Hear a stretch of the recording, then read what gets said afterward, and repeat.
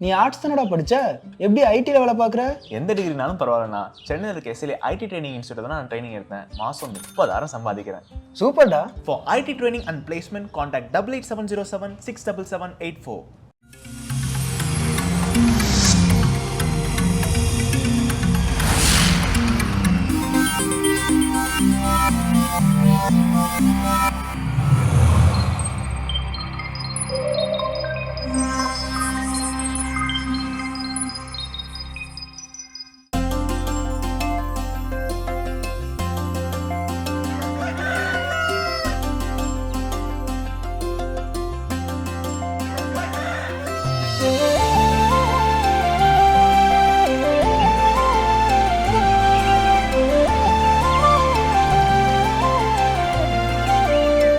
மாதா தொலைக்காட்சியின் அன்புள்ளங்கள் அனைவருக்கும் கடவுள் வணக்கம் நிகழ்ச்சியின் அன்பான வணக்கங்கள். வணக்கம் கல்பனா, எப்படி இருக்கிறீங்க? சிறப்பா இருக்கேன், மகிழ்ச்சியா இருக்கேன். என்ன சொல்றது, தளத்துக்கு வந்தா உற்சாகம் அப்படியே ரெட்டிப்பா வந்துடும்னு வச்சுக்கோங்களேன். அது மட்டும் இல்லாம இன்னைக்கு நான் வேற கதை சொல்ல போறேன்னா இன்னும் செம்ம ஹாப்பியா இருக்கேன். இன்னைக்கு ரொம்ப சிறப்பான ஒரு நாள்ல நம்ம இருக்கிறோம். குறிப்பா இன்னைக்கு பெரிய வேலையை வந்து அனுசரிக்கிறோம். அந்த வகையில இன்னைக்கு இருக்கக்கூடிய ஆண்டவர் குருத்துவத்தை ஏற்படுத்தினால் ஒவ்வொரு குருக்களுக்கும் அவர்களுக்கான வாழ்த்துக்களை தெரிவித்துக் கொள்ளும். அதோட ஆண்டவர் திவ்ய நற்கரணையை ஏற்படுத்திய ஒரு நாள். இப்படி பல சிறப்பான நாள்ல இன்னைக்கு வந்து நம்ம இந்த நாளை தொடங்கி இருப்பது ரொம்ப ரொம்ப மகிழ்ச்சி. கடவுளுக்கு நன்றி சொல்லி தொடங்கலாம். அப்படி கதைக்குள்ள போயிடலாம். ஒரு தாய் யானை 3 குட்டிகளோட என்ன பண்ணுது, காட்டுக்குள்ள வந்து சுத்தி அது வலம் வந்துட்டு இருக்கு. காட்டெல்லாம் சுத்தி காமிச்சிட்டு இருந்தது. அப்போ அப்படியே சரி ஒரு ஓரமா போய் ரெஸ்ட் எடுக்கலாம் அப்படின்னு போறப்போ, ஒரு வழி கடந்து போறப்போ நடுவுல வந்து பாத்தீங்கன்னா ஒரு பெரிய பாலம் இருந்துச்சு. இந்த பாலத்தை வந்து கடந்து போகணும் அப்படின்றது அந்த 3 குட்டி யானைகளுக்கு ரொம்ப ஆசை, ரொம்ப நாள் ஆசை. அந்த சைடு போறப்பெல்லாம் அம்மா அந்த பாலத்தை தாண்டி அந்த சைடு இருக்க காட்டை வந்து போய் காட்டுறீங்களா, காடுகளெல்லாம் அப்படின்னு சொல்லிட்டு அந்த 3 குட்டி யானையும் ரொம்ப ரெக்வஸ்ட் பண்ணி கேட்கறாங்க. அப்ப அந்த தாய் யானை சொல்லுது, வேணாப்பா, இந்த பாலத்துல போறது வந்து அவ்வளவு நல்லது கிடையாது, சில ஆபத்து நிறைந்த வழி இது, அதெல்லாம் நம்ம அங்கெல்லாம் போகக்கூடாது அப்படின்னு சொல்லிட்டு அது தன்னுடைய அட்வைஸை சொல்லி கூட்டிட்டு வருது. சில அறிவுரையெல்லாம் கூப்பிட்டு வேண்டாம், அது மாதிரி அந்த வழியில எல்லாம் போகக்கூடாதுன்னு சொல்லி கூட்டிட்டு வந்து ஒரு இடத்துல படுக்க வச்சிருச்சு. அந்த தாயான தூங்கிடுச்சு, நல்லா டீப் ஸ்லீப்பிங்ல போயிடுச்சு. ஆனா இந்த 3 குட்டியும் பிளான் பண்ண ஆரம்பிச்சிருச்சு. அம்மா எப்ப பாரு வந்து அந்த சைடு போறப்பெல்லாம் அந்த பாலத்தை கடந்து போக விட மாட்டாங்க, நம்ம 3 பேர் போய் பார்ப்போமே வாங்க அப்படின்னு சொல்லிட்டு 3 பேரும் போறாங்க. அங்க போனோடனே யார் ஃபர்ஸ்ட் அந்த பாலத்தை கடக்க போறாங்கன்னு சொல்லிட்டு ஒரே சண்டை. உடனே பெரியவர் வந்து, நான் தான் பெரியவன், நான் தான்டா போவேன், நீங்க 2 பேரும் வெயிட் பண்ணுங்க, நான் போனதுக்கு அப்புறம் நீங்க வாங்க அப்படின்னு சொன்னேன். ஃபர்ஸ்ட் அந்த யானை வந்து காலை அடி எடுத்து வைக்குது. ஒரு 2 அடி எடுத்து வச்சுனே அந்த பாலம் படபடன்னு உடைஞ்சிருச்சு. அது தும்பிக்கையை பிடிச்சிட்டு ஒரே ஒரு கட்டையை மட்டும் பிடிச்சிட்டு அப்படியே இதுவாகுது, கீழே விழ பாக்குது. அதுக்குள்ள அந்த 2 குட்டி யானையும் தும்பிக்கையால பிடிச்சி அதை வந்து மேல இழுக்க பாக்குது. உடனே ஒரு பீச், அவ்வளவு ஒரு சத்தம், அம்மா அப்படின்னு சொல்லிட்டு உடனே அந்த தாய் யானை வந்து அலறி இப்படி ஓடி வந்துட்டு பார்த்து எப்படி அந்த குட்டி யானைய காப்பாத்தின உடனே அது சொல்ற அந்த அறிவுரை என்ன அப்படின்னா, பல நேரங்கள்ல பிள்ளைங்க நீங்க என்ன நினைக்கிறீங்க அப்படின்னா, பெத்தவங்க உங்களுடைய மகிழ்ச்சிக்கு தடையாவும் உங்களுக்கு நீங்க வந்து சுதந்திரமா இருக்கக்கூடாது அப்படின்னு நினைக்கிறீங்க. அது ஒரு தவறான விஷயம். நீங்க போற இடம் பாதுகாப்பானதான் இருக்கணும் அப்படின்றத நாங்க ஒவ்வொரு தடவையும் உறுதிப்படுத்துறோமே தவிர நீங்க மகிழ்ச்சியா இருக்கக்கூடாது அப்படின்னு சொல்லிட்டு நாங்க நினைக்கல அப்படின்னு சொல்லி கூட்டிட்டு போகுது. இதுதான் நம்மளுடைய வாழ்க்கையில நடந்துட்டு இருக்கு. பல பெற்றோர்கள் இதைதான் செய்யறாங்க பிள்ளைகளுக்கு. நீங்க அங்க போகக்கூடாது, அதை செய்யக்கூடாதுன்றப்போ அவங்க ஏன் அதை சொல்றாங்கன்னு ஒரு நொடி நம்ம வந்து யோசிச்சா போதும், அம்மா அப்பா நம்ம நல்லதுக்காக தான் சொல்றாங்க அப்படின்றது தெரிய வரும். நிச்சயமா. சிறப்பான கதை, அந்த யானை கொடுத்த சிந்தனை நம்ம ஒவ்வொருவருக்குமான சிந்தனை. இந்த கதையோடு சிந்தனையோடு இன்னைக்கு நாளை தொடங்கலாம். இப்ப ஆலய தரிசனம் பார்க்கலாம்.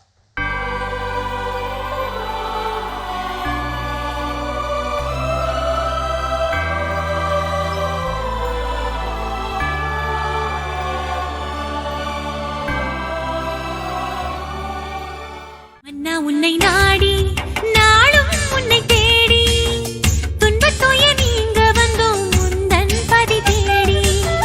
மன்னா உன்னை நாடி நாளும் உன்னை தேடி துன்பத் துயர் நீங்க வந்தோம் உந்தன் பதி தேடி. பக்தருக்கெல்லாம் வந்த வேதனை எல்லாம் தீர்த்ததையெல்லாம் இந்த தென் பதுவைதான்.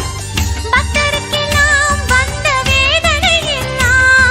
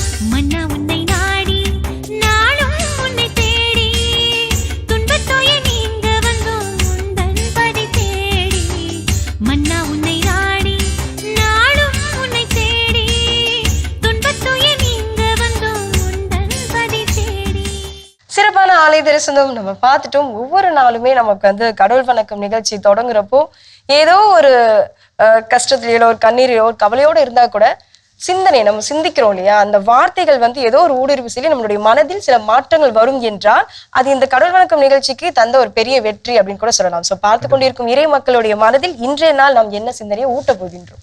ஸோ இன்னைக்கு தொடக்கத்திலே சொன்ன மாதிரி இன்னைக்கு ஒரு சிறப்பான நாள், மாண்டி தாஸ்டே அப்படின்னு சொல்லக்கூடிய பெரிய வியாழன், ஆண்டவர் இயேசு கிறிஸ்து திவ்ய நற்கருணையை ஏற்படுத்திய ஒரு நாள்.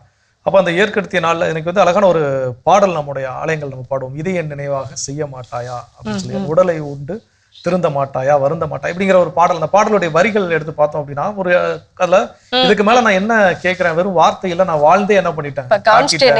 சோ அப்ப இதை நீ ஃபாலோ பண்றதுல என்ன பிரச்சனை? இப்போ இன்ஸ்ட்ரக்ஷன்ஸ் மேனுவல் கொடுத்துருக்கேன், அதை படிச்சு பார்த்து நீயா தெரிஞ்சுக்கோன்னு சொல்றது ஒரு பக்கம். அந்த இன்ஸ்ட்ரக்ஷன்ஸ் மேனுவல்ஸ் நானே வாழ்ந்து காட்டி என்ன பண்ணிருக்கிறேன், உனக்கு வந்து பிராக்டிஸ் தான் இருக்கணும்னு சொல்லிட்டு போயிருக்கிறேன். சோ இதை ஃபாலோ பண்றதுல என்ன பிரச்சனை அப்படின்னு கேட்கிற மாதிரியான ஒரு பாடல். அந்த பாடல் அது இன்றைய நாளைக்கு மிக மிக பொருத்தமான ஒரு பாடல். அப்ப அந்த வகையில இன்றைய நாள் நான் இயேசு கிறிஸ்துவை போல நான் அன்பு செய்ய, ஏன்னா அவருடைய அன்புக்கு ஈக்குவலா அவரை போல நம்மளால அன்பு செய்ய முடியுமான்னு கேட்டா நிச்சயமாக இல்லை. நம்ம இது வரைக்கும் ஒரு நாள் கூட அப்படி செஞ்சது கிடையாது. அதை உறுதிப்பட நம்மால் சொல்ல முடியும். ஆனால் அது அப்படிதான் இருக்குமா நம்ம லைஃப்னு கேட்டா நிச்சயமாக கிடையாது. மாற்றிக்கொள்வதற்கான வாய்ப்பு நம்ம கிட்ட இருக்கு. அப்ப இயேசு கிறிஸ்துவை போல் அன்பு செய்ய முதலில் நான் செய்ய வேண்டியது லிசன் வித்தவுட் ஜட்ஜிங். நான் கேட்கணும், ஆனா தீர்ப்பிடக்கூடிய மனநிலையோடு நான் என்ன பண்ணக்கூடாது. விபச்சாரத்தில் பிடிப்பட்ட பெண்ணை கொண்டு வந்து கையும் விபச்சாரத்தில் பிடிப்பட்டா இவளை எரிந்து கொள்ளணும் அப்படிங்கிறது மோசையோடைய சட்டம். நாங்க என்ன பண்ணட்டும், எரியட்டுமா வேணாமா? அப்போ இதை வந்து லிசன் பண்றது, ஓகே இந்த பொண்ணு மேல தீர்ப்பு கொடுக்கணுமா வேணாம் அப்படிங்கிற மென்டாலிட்டி எல்லாம் அவர் என்ன பண்ணல, லிசன் பண்ணல, கேட்கல. ஜஸ்ட் அவங்க என்ன சொல்றாங்க கேளு, இந்த பொண்ணுடைய பக்கம் என்ன கேக்குது, எல்லாருடைய வெர்ஷனும் என்ன பண்ணணும் கேட்கணும். பல நேரங்கள் நம்ம வீட்டுல இருந்தாலும் சரி, நம்முடைய அலுவலகமாக இருந்தாலும் சரி, இல்லை இன்னும் பிற பணித்தலங்களாக இருந்தாலும் சரி, யாரோ முதல்ல கொண்டு வந்து ஒருத்தவங்க பேசுறோடைய வேர்ஷன், அந்த வேர்ஷனை மட்டும் தான் நம்ம கேட்டு ஒரு முடிவுக்கு என்ன பண்ணிடுறோம். அதான் சொல்லுவாங்க, நீதிமன்றங்களில் முதலில் வழக்காடுபவர் பக்கமே நியாயம் இருப்பது போல தோன்றும். இன்னொன்னு சொல்லுவாங்க, ஒரு நீதிமன்றத்துல ஒருத்தன் ஒரு கண் பிடுங்கப்பட்ட நிலையில ரத்தம் சொட்ட சொட்ட வந்து முறையிட்டானா உடனே என்ன பண்ணிடுறாங்க, தீர்ப்பு கொடுத்துறாதீங்க. இன்னொருத்தர் 2 கண்ணும் பிடுங்கப்பட்ட நிலையில என்ன பண்ணலாம், வரலாம். அப்போ 2 சைடு வேர்ஷன் என்ன பண்ணணும் கேட்கணும். அப்ப அதற்கு நான் முதலில் கேட்கக்கூடிய விஷயத்தை தீர்ப்படக்கூடிய மனநிலையோடு கேட்காமல் செவி கொடுக்க வேண்டும். நம்மளுடைய பார்வை அனைத்து பக்கமும் இருக்க வேண்டும் அப்படின்றது ஆண்டவராகிய இயேசு கிறிஸ்துவே வாழ்ந்து காமிச்சிட்டு போனார். நீங்க சொன்ன மாதிரி இன்னமும் தொடர்ந்து பேசலாம். இப்ப அடுத்த பகுதி பார்க்கலாம்.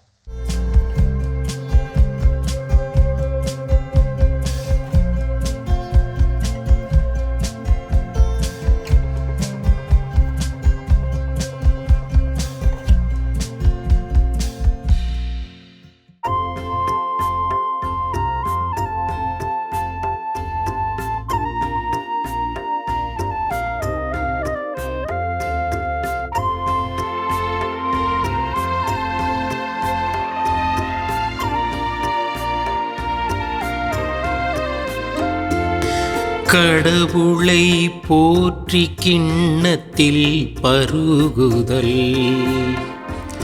கிறிஸ்துவின் இரத்தத்தில் பங்கு கொள்வதே. கடவுளை போற்றி கிண்ணத்தில் பருகுதல், கிறிஸ்துவின் இரத்தத்தில் பங்கு கொள்வதே. ஆண்டவர் எனக்கு செய்த எல்லா நன்மைகளுக்காகவும் நான் அவருக்கு என்ன கைமாறு செய்வேன். மீட்பின் கிண்ணத்தை கையில் எடுத்து ஆண்டவரது பெயரை தொழுதிடுவேன்.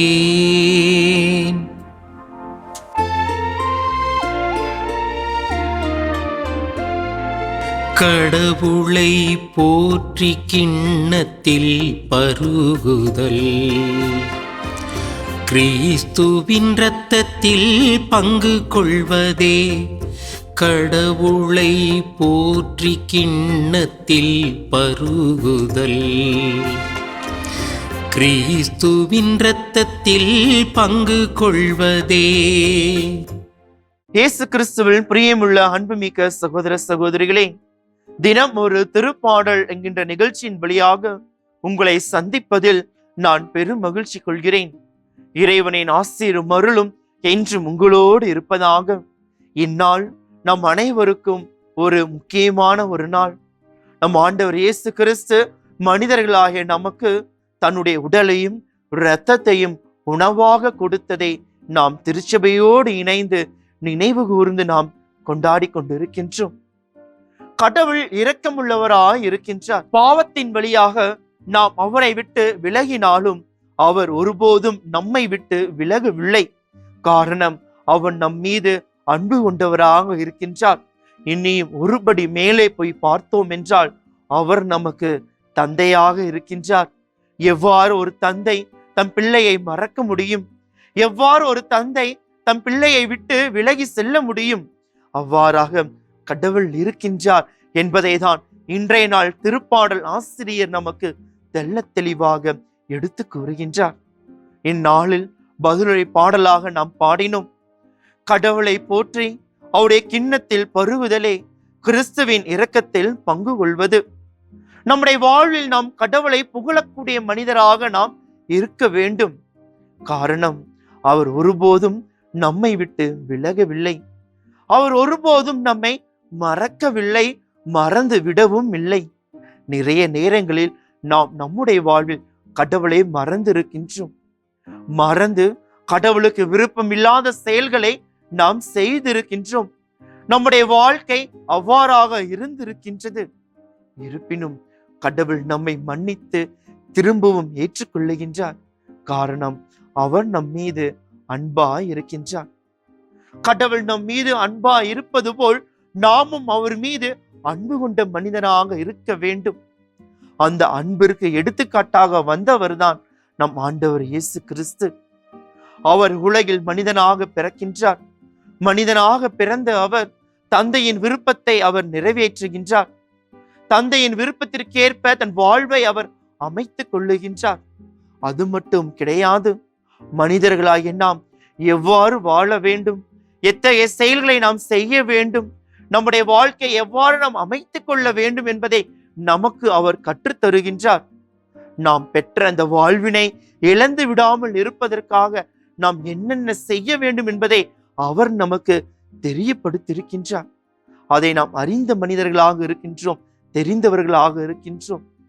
அதை நாம் வாழ்வில் செயல்படுத்தி கொண்டு இருக்கின்றோமா? கடவுளை போற்றுவது, கடவுளை புகழ்வது வெறுமனே நம்முடைய வாயால் மட்டும் கிடையாது. அதை நம்முடைய செயல்களிலும் நாம் காட்ட வேண்டும். அதை நம்முடைய செயல்களில் நாம் காட்டுகின்ற போது மட்டுமே அது உயிரோட்டம் மிக்கதாக இருக்கின்றது. அது வாழ்வாக மாறுகின்றது. நம்முடைய வாழ்வில் ஒன்றாக அவர் இணைக்கப்படுகின்றது. எவ்வாறு அந்த திருப்பாடல் ஆசிரியர் தன் வாழ்வில் எத்தனை பிரச்சனைகள் வந்தாலும் அவர் கடவுளை புகழ்ந்த மனிதனாக இருக்கின்றார். காரணம், அவர் கடவுளின் இரக்கத்தை உணர்ந்திருக்கின்றார், தெரிந்திருக்கின்றார், அறிந்தவராக இருக்கின்றார். அறிந்த அவர் வெறுமனே தன்னுடைய சிந்தனையில் மட்டும் அதனை வைத்து நிறுத்தி விடவில்லை. மாறாக தன்னுடைய வாழ்வில், தன்னுடைய செயல்களில், தன்னுடைய வாழ்க்கையில் அவர் அதை செயல்படுத்துகின்றார், அதை வாழ்வாக்குகின்றார், வாழ்ந்து காட்டுகின்றார். நாமும் அதேதான் செய்ய வேண்டும். நாமும் கிறிஸ்துவை அறிந்திருக்கின்றோம், கிறிஸ்துவை தெரிந்திருக்கின்றோம். கிறிஸ்து இத்தகைய வாழ்வினை எவ்வாறு வாழ வேண்டும் என்பதை நமக்கு தெரியப்படுத்தியிருக்கின்றார். அதை அறிந்த மனிதர்களாக இருக்கின்றோம். நாமும் அதனை வெறுமுனை நம்முடைய சிந்தனை அளவில் மட்டும் வைத்து நிறுத்தி விடாமல் கடவுளுக்கு உகந்த மனிதராக நாம் வாழ வேண்டும். கடவுளுக்கு உகந்த பிள்ளையாக நாம் இருக்க வேண்டும். அனுதினமும் அந்த கிறிஸ்துவின் உடலையும் இரத்தத்தையும் அந்த திருப்பலியில் பெறக்கூடிய நாம் அவராக மாற நாம் முயற்சி செய்ய வேண்டும். அவராக மாற நாம் முயற்சி செய்ய வேண்டும் என்றால் முதலில் தந்தையின் விருப்பத்தை எவ்வாறு கிறிஸ்து நிறைவேற்றினாரோ அதுபோல நாமும் நம்முடைய வாழ்வில் நிறைவேற்றக்கூடிய மனிதராக நாம் இருக்க வேண்டும். அதற்கு ஏராளமான பிரச்சனைகள் எதிராக பல தடைகளை நாம் சந்திக்கலாம். இருப்பினும் அது நிமித்தம் நாம் ஒருபோதும் சோர்ந்து போய்விடக்கூடாது. ஒருபோதும் நாம் மனம் தளர்ந்து விடக்கூடாது. காரணம், நமக்குள்ளாக அந்த கிறிஸ்து இருக்கின்றார். நம்மிடம் அந்த கிறிஸ்து கொடுத்த மீட்பானது இருக்கின்றது. அந்த மீட்பை உயிரோட்டம் மிக்கதாக மாற்றுவது நம்முடைய கைகளிலும் நம்முடைய செயல்களிலும் தான் இருக்கின்றது. எனவே இந்நாளில் எவ்வாறு நம்ம இயேசு கிறிஸ்து எத்தகைய வாழ்வினை வாழ வேண்டும் என்பதை நமக்கு கற்று தந்திருக்கின்றாரோ, அதை நமக்கு தெரியப்படுத்தி இருக்கின்றாரோ, அதை நாம் வாழ்வாக்குவோம். அதை நம் வாழ்வில் நாம் செயல்படுத்துவோம். அப்பொழுது கிறிஸ்துவோடு இணைக்கப்பட்ட நாம் அவருடைய அந்த மகிழ்ச்சியும் இணைந்த மனிதராக நம்மால் இருக்க முடியும். அதுவே கடவுளை போற்றுவதற்கு உகந்த செயலாக இருக்கும். அதுவே நம்முடைய வாழ்வில் கடவுளை புகழ்வதற்கு உகந்ததாக இருக்கும். எனவே இந்நாளில் கடவுளை புகழ்வதற்கு, கடவுளை புகழ, கடவுளுக்கு விருப்பமுள்ள செயல்களை செய்வோம். அத்தகைய இறை ஆசிரை நாம் வேண்டுவோம். ஜெபிப்போமாக. எங்களை அனுதினமும் ஆசிராலும் அருளாலும் நிரப்பி பாதுகாத்து வருகின்ற அன்பு தந்தையே இறைவா, இந்த ஒரு புதிய நாளினை கொடுத்து உம்முடைய ஆசிரை எங்களுக்கு வெளிப்படுத்தியதும் உம்முடைய இரக்கத்தை எங்களுக்கு தெரியப்படுத்திய மேலான கிருபைக்காக இந்நேரத்தில் நாங்கள் குடும்பமாக இணைந்து உமக்கு நாங்கள் நன்றி சமர்ப்பிக்கின்றோம். அன்பு தந்தையே இறைவா, உம்மை போற்றக்கூட மனிதராக நீர் எம்மை மாற்றுவீராக. உம்முடைய போற்றுவது வெறுமனே எங்களுடைய வாயால் மட்டும் இல்லாமல் அதை எங்களால் செயல்களிலும் எங்களுடைய வாழ்விலும் பிரதிபலிக்க நீதாமே எங்களுக்கு துணை புரிவீராக. நீதாமே ஆசிராலும் அருளாலும் நிரப்பி எங்களை திடப்படுத்துவீராக.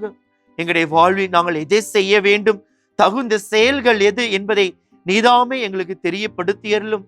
நீதாமே அதற்குரிய ஞானத்தையும் அறிவையும் விவேகத்தையும் புரிதலையும் கொடுத்து உம்முடைய தூய ஆவியார் வழியாக எங்களை வழிநடத்தியருள வேண்டும் என்று எங்கள் ஆண்டவராய கிறிஸ்து வழியாக உம்மை மன்றாடுகின்றோம். ஆமென். அருமையான தினம் ஒரு திருப்பாடல் பகுதி பார்த்துட்டோம். எனக்கான திருப்பாடலும் கேட்டாச்சு. அதோட நாம இன்னைக்கு பேசிட்டு இருக்கிறோம் கடவுள் வணக்கம் நிகழ்ச்சியில இயேசு கிறிஸ்துவை போல அன்பு செய்ய நான் என்ன செய்ய வேண்டும், அடுத்ததா என்ன செய்ய சொல்றாங்க. சிலுவையில் அறையப்பட்ட அவரோட உயிர் விடுற அந்த நேரம் கூட எல்லோரையும் மன்னித்தார். ஆனா அந்த இடத்துல மன்னிச்ச உடனே இவங்க எல்லாருமே நம்ம கிட்ட மன்னிப்பு திருப்பி கேட்கணும் அப்படின்னு சொல்லிட்டு அவர் எதிர்பார்க்கல இல்லையா? அப்படிப்பட்ட ஒரு வாழ்க்கையை நாமும் வாழ வேண்டும். மன்னிப்பு போய் கேட்கணும், ஆனா அதே நேரத்துல அந்த மன்னிப்பு அவங்க ஏற்றுக்கொண்டார்களா இல்லையா அப்படின்ற ஒரு எதிர்பார்ப்பு நமக்கு இருக்கக்கூடாது. கண்டிப்பா மன்னிக்கணும் அப்படின்னு முடிவு பண்ணிட்டா மன்னிச்சிடணும், அவ்வளவுதான். அவங்க கேட்டா தான் நான் மன்னிப்பேன், அவங்க என்கிட்ட சொன்னாத்தையும் எக்ஸ்பிளைன் பண்ணா தான் மன்னிப்பேன். ஏன் அவன் வயசுல எவ்வளவு பெரிய ஆள், வயசுல எவ்வளவு சின்ன ஆள், என்கிட்ட மன்னிப்பு கேட்ட வேணா குறைஞ்சா போயிருவான். சோ இந்த மாதிரியான நிறைய கேள்விகள் கேட்டுட்டே போயிட்டே இருக்க வேண்டியதா, அடுக்கிக்கிட்டே இருக்கிறோம். ஆனா இந்த கேள்விகள்னால நான் மன்னிக்கின்றோமா பிறதான் கேட்டா நிச்சயமாக மன்னிப்ப தயாராக இருப்பதில்லை. சோ அப்போ நான் மன்னிக்கணும்னு முடிவு பண்ணிட்டா முழுமையாக மன்னித்து விட வேண்டுமே தவிர அவங்க கிட்ட இருந்து ஏதாவது அப்பாலஜி வரணும், அவங்க என்கிட்ட கேட்கணுங்கிற எதிர்பார்ப்பு இல்லாமல் மன்னிக்க கற்றுக்கொள்கின்ற பொழுது இயேசுவை போல என்னாலும் அன்பு செய்ய முடியும். இன்னும் என்னென்ன செய்ய போறோம் அப்படின்றத தொடர்ந்து பேசலாம். இப்ப அடுத்த பகுதி பார்க்கலாம்.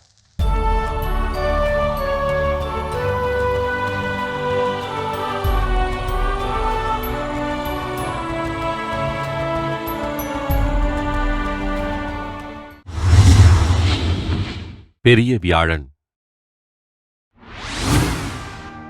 ஆண்டவர் இயேசு தன் வாழ்வின் இறுதி ஆண்டில் பாஸ்கா விழாவின் விருந்தினை தம் சீடர்களோடு கொண்டாடிய நிகழ்வே பெரிய வியாழன். எகிப்தில் சுமார் 400 ஆண்டுகளாய் பேரரசன் பார்வோனிடம் அடிமையாயிருந்த இஸ்ரேல் மக்களை இறைவன் மோசேயின் வழியாக விடுதலை செய்தார். இஸ்ரேல் மக்கள் தங்களை விடுவித்த ஆண்டவருக்கு நன்றி செலுத்துவதற்கு பாஸ்கா விழாவை ஆண்டுதோறும் கொண்டாடினர். ஆண்டவர் இயேசு கிறிஸ்து ஒரு யூதர் என்ற முறையில் பாஸ்கா விழாவினை தம் குடும்பத்தோடு இணைந்து சிறு வயது முதலே கொண்டாடினார். தம் சீடர்கள் ஒருவரை ஒருவர் அன்பு செய்து தாழ்ச்சியோடு மக்கள் பணி செய்ய வேண்டும் என்பதன் அடையாளமாக ஆண்டவர் இயேசு தம் சீடர்களின் பாதங்களை கழுவினார். ஆண்டவரும் போதகருமான நான் உங்களின் காலடிகளை கழுவியது போல நீங்களும் ஒருவர் மற்றவருடைய காலடிகளை கழுவ வேண்டும் என்று சீடர்களுக்கு அறிவுறுத்திய ஆண்டவர் அவர்களின் பாதங்களை கழுவி அன்போடு முத்தி செய்தார். இப்பூ உலகில் அனைத்து உயிரினங்களையும் அன்பு செய்து வாழ்ந்த ஆண்டவர் இயேசு தம் சீடர்களிடம் நான் உங்களை அன்பு செய்வது போல் நீங்களும் ஒருவரை ஒருவர் அன்பு செய்ய வேண்டும் என்று அன்பு கட்டளையிட்டார். இதை என் நினைவாகச் செய்யுங்கள் என்று மொழிந்த ஆண்டவர் இயேசு தாம் தொடங்கி வைத்த இறையாட்சி பணியை தொடர்ந்தாற்றிட பணி குருத்துவத்தின் மேன்மையை உணர்த்தி குருத்துவம் என்னும் திருவருட்சாதனத்தை ஏற்படுத்தினார். இந்த உன்னதமான தினத்தில்தான் ஆண்டவர் இயேசு நற்கருணையினை ஏற்படுத்தி தன் உடலை உணவாகவும் தன் இரத்தத்தினை பானமாகவும் தந்தருளினார். புனித பெரிய வியாழனை கொண்டாடுகின்ற நாம் நமக்கு எதிராக குற்றம் செய்தவர்களை மனமுவந்து மன்னித்து அவர்களை தாழ்ச்சியோடு ஏற்றுக்கொண்டு ஆண்டவரின் அன்பிற்கு சான்று பகர்வோம். சிறப்பான இன்றைய புனிதர் பகுதி நம்ம பார்த்துட்டோம் ஜோ. இயேசுவை போல நாம் அன்பு செய்ய வேண்டும் என்றால் அவரை போல நாம் என்னென்ன செய்ய வேண்டும் அப்படின்னு தான் இன்றைய நாள் நம்ம பேசிட்டு இருக்கோம், சிந்திச்சிட்டு இருக்கோம். அடுத்ததா என்ன அப்படின்னா பகிர்ந்து கொடுத்தல் அப்படிங்கிறது ரொம்ப ரொம்ப முக்கியம். பகிர்வு அப்படிங்கறதா மனித வாழ்க்கையினுடைய ஒரு மிகப்பெரிய ஒரு அங்கம். ஸோ அன்பு எங்கே இருக்கிறதோ அங்கே நிச்சயமாக நம்ம என்ன பண்ணுவோம், பகிர்ந்து கொள்வோம். அந்த பகிர்தல் அப்படிங்கிறது இப்போ ஃபார் எக்ஸாம்பிள் யாரோ ஒரு ஃப்ரெண்டு வீட்டுக்கு போயிருக்கிறோம், எனக்கு ரொம்ப பிடித்தமான ஃப்ரெண்டு, பட் ஆனால் அவங்க வீட்டில் தங்குவதற்கான ஃபெசிலிட்டிஸ் எதுவுமே அவ்வளோ பெருசாக ப்ராப்பராக இல்லை, ஒரு சின்ன வீட்டில் தான் அவங்களும் இருக்கிறாங்க. அப்படிங்கிறப்போ எனக்கு அதில் இருக்கக்கூடிய அசௌகரியங்கள் எதுவுமே பெருசாவே என்ன ஆகாது, தெரியாது. ஏன்னா அது என் ஃப்ரெண்டு வீடு, எனக்கு அவனை பிடிச்சிருக்கு, நான் அவனை அன்பு செய்கிறேன். அப்போ நான் ஈஸியாக அந்த இடத்துல என்ன பண்ணிப்பேன், அடாப்ட் பண்ணிப்பேன். ஸோ அதே நேரத்தில் எனக்கு பிடிக்காத ஒரு நபர் வீட்டுக்கு போயிருக்கிறாங்க, எவ்வளோ சகல வசதி இருந்தாலுமே அது ஏதோ ஒரு குறையை மட்டுமே நான் என்ன பண்ணுவேன், தேடி தேடி கண்டுபிடிச்சு சொல்லுவேன். ஏன் அப்படின்னா எனக்கு அவர் பிடிக்காத நபர், நான் அவரை அன்பு செய்வேன். அப்போ அதே போல நான் அந்த பகிர்தல் அப்படிங்கிறப்ப சில விஷயங்கள் நம்ம என்ன பண்ணுவோம், பிறர்கிட்ட ஷேர் பண்ணுவோம். ஷேர் பண்றப்போ அதாவது அவங்க கொடுத்ததை ஒரு 10 தடவை தம்பட்டம் பண்ணிருப்போம். ஸோ அந்த சர்ச்சு தெரியுமா, அந்த சர்ச்சை கட்டுறதுக்கு இடம் கொடுத்து யார் தெரியுமா, எங்க தாத்தா தான் கொடுத்தாரு. எங்க தாத்தா கொடுத்த இடத்துல தான் அந்த கோயிலே எனக்கு என்ன பண்ணுது இருக்குது. ஆனா இன்னும் இருக்கிற சாமியார் என் பேச்சு என்ன பண்ண மாட்டேங்காரு, கேட்க மாட்டேங்காரு. ஸோ இப்போ இதெல்லாம் வந்து ஷேரிங் அப்படிங்கிறது என்னன்னா, இது தற்பெருமை பாராட்டுறது, ஷேரிங் கிடையாது. என்னை பற்றி நான் தம்பட்டம் அடித்துக் கொள்வது. அப்ப நான் எப்படி என்னை பற்றி நான் பகிர்ந்து கொள்ள வேண்டும், என்னுடன் இருப்பதை பிறரிடம் பகிர்ந்து கொள்ள வேண்டும் அப்படின்னு பாத்தீங்கன்னா, பிறரிடம் தம்பட்டம் அடிக்காமல், விவேகத்தில் அழகா சொல்லியிருக்கு, உங்களுடைய வழக்கை செய்வது இடக்கைக்கு தெரியாமல் செய்யட்டும். அந்த வகையில நான் என்னுடைய பகிர்வு இருக்க வேண்டுமே தவிர நான் தம்பட்டம் அடித்து பகிர கூடாது. நம்முடைய பகிர்வு எப்படிப்பட்டதாக இருக்க போகிறது சிந்திப்போம். இன்னும் தொடர்ந்து பேசலாம். இப்ப அடுத்த பகுதி பார்க்கலாம்.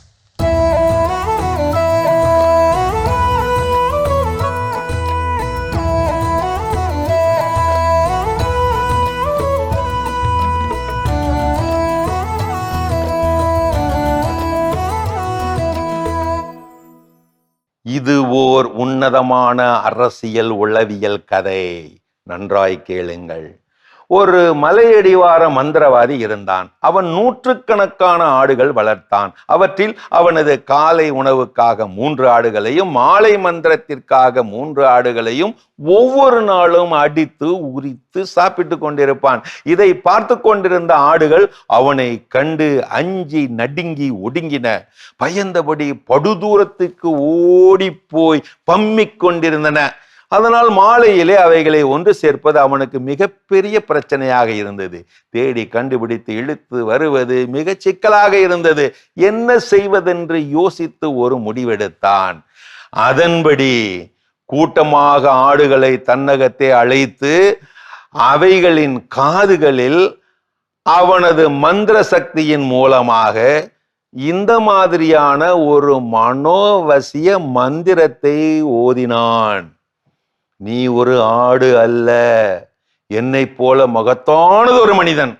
நீ யாருக்கும் பயப்பட வேண்டியவன் அல்ல.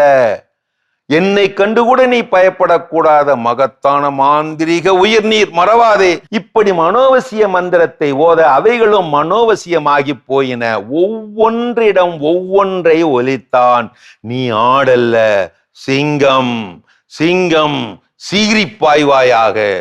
நீ ஆடல்ல, புலி, புலி பாய்ந்து பறப்பாயாக. நீ ஆட்டு மந்தை அல்ல, ஆட்டு மந்தையை சேர்ந்தவன் அல்ல, சிறுத்தை மந்தையை சேர்ந்தவன். சிறப்பாய் வாழ பழகுவாயாக. இப்படி வசியம் செய்து வைத்துவிட அனைத்து ஆடுகளும் வீம்பாக, வீராப்பாக, திமிராக, தெனாவெட்டாக, கம்பீரமாக அவனை சுற்றி சுற்றியே அலைந்தன. ஒவ்வொன்றும் ஒவ்வொரு மமதையில் மிதந்தன. ஆனால் மந்தையில் தான் கிடந்தன. அதனால் அவனுக்கு அன்றாடம் ஆடுகளை பிடித்து அடித்து தோலுரித்து தொங்க விடுவது இலகுவாக அமைந்தது. மாலை நேரத்தில் கூட்டி சேர்ப்பதிலும் சிறப்பாக அமைந்து விட்டது. அங்கே நடந்த உச்சக்கட்ட பரிதாபம் என்னவென்றால், கண்ணெதிரே ஆடுகள் பல அடிக்கப்பட்டு தோல் உரிக்கப்பட்டு தொங்க விடப்பட்டிருந்தாலும் எந்த ஆடுமே எனக்கென்ன நான் ஒரு சிங்கம் என்றோ, எனக்கென்ன நான் ஒரு புலி என்றோ, எனக்கென்ன நான் ஒரு சிறுத்தை என்றோ நினைப்பிலே மிதந்தபடி தோலுரித்து தொங்க விடப்பட்டு கொண்டிருந்த தனது சக ஆடுகளை பற்றி கடைசி வரை கவலைப்படவே இல்லை. இது 2ஆம் உலகப் போருக்கு பிந்தைய 1946களில் மார்டின் நிமோலர் என்ற லூத்தரன் பாஸ்டர் ஹிட்லரின் நாசிசம் கோலோச்சிக் கொண்டிருந்த வேளையிலே அமைதியாய் வேடிக்கை பார்த்து கொண்டிருந்த ஜெர்மானிய கல்வியாளர்களை மனதில் வைத்து எழுதிய பாடல் இது. முதலில் அவர்கள் கம்யூனிஸ்டுகளை தேடி சென்றார்கள். நான் எதுவும் பேசவில்லை, ஏனென்றால் நான் கம்யூனிஸ்ட் அல்ல. பிறகு அவர்கள் சோசியலிஸ்ட் சமூகவாதிகளை தேடி சென்றார்கள். நான் எதுவும் பேசவில்லை, ஏனெனில் நான் சோசியலிஸ்ட் அல்ல. பிறகு அவர்கள் தொழிற்சங்க தொழிலாளர்களை தேடி சென்றார்கள். நான் எதுவும் பேசவில்லை, ஏனெனில் நான் தொழிற்சங்க ட்ரேட் யூனியனிஸ்ட் அல்ல.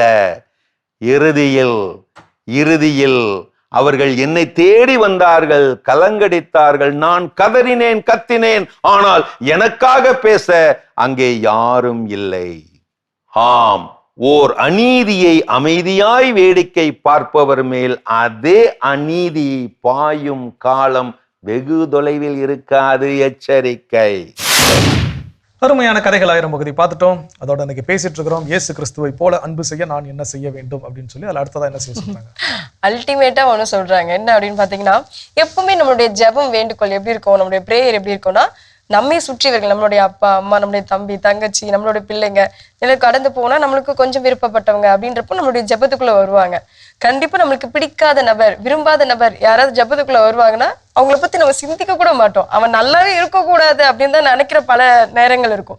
சோ ஆனா இப்ப நம்மளுக்கு ஆண்டவராகிய இயேசு கிறிஸ்து என்ன சொல்றாரு அப்படின்னா, விரும்பாத நபர்கள், அதாவது உனக்கு ஒரு எனிமி, ஒரு எதிரியா தெரியறானா அவனுக்காக நீ ஜெபம் செய். அது அவர் செய்து காட்டினார் இல்லையா? எவ்வளவு பேர் அவர் வந்து துன்புறுத்தினாலும் அவங்க எல்லோருக்காகவும் அவர் ஜெபிச்சார். எல்லாருமே வந்து நலம் பெறணும் அப்படின்னு சொல்லிட்டு. சோ அப்படிப்பட்ட ஒரு வாழ்க்கையை நாம் வாழ்ந்து கொண்டிருக்கின்றோமா? கண்டிப்பா. இயேசு கிறிஸ்துவை போல் அன்பு செய்யணும் அப்படின்னா வெரி சிம்பிள். நான் என்னோட எதிரிகளுக்காகவும், நான் விரும்பாத நபர்களுக்காகவும், எனக்கு பிடிக்காத மனிதர்களுக்காகவும், நான் நேசிக்காத மனிதர்களுக்காக நான் என்ன பண்ணணும்? ஜெபம் செய்ய வேண்டும். அதை நான் செஞ்சேன் அப்படின்னா இயேசு கிறிஸ்துவை போல என்னால் அன்பு செய்ய முடியும். அதை என்னால செய்ய முடியல அப்படின்னா நான் எவ்வளவு தலைகளை நின்று தண்ணி குடிச்சாலும் என்னால இயேசு கிறிஸ்துவை போல் மாறவும் முடியாது, அன்பு செலுத்தவும் முடியாது. என்ன செய்ய போகிறோம் தொடர்ந்து பேசலாம். இப்ப அடுத்த பகுதி பார்க்கலாம். அதுக்கூட சின்ன பிரேக் போயிட்டு வரலாம்.